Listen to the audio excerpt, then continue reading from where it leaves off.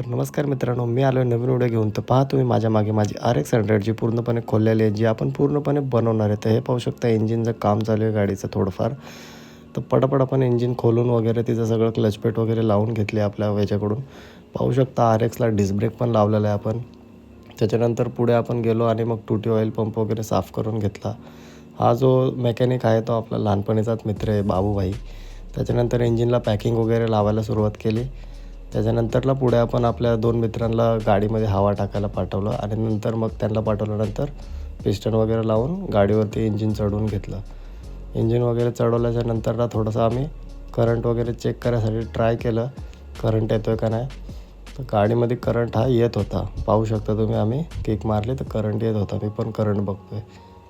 त्याच्यानंतरला पुढे आम्ही काय केलं, गाडीला स्टार्ट केली. गाडी चालू झाली, एकदम सक्सेसफुली गाडी चालू झाली. थोडा त्रास झाला, तर चला भेटू नेक्स्ट पार्टमध्ये.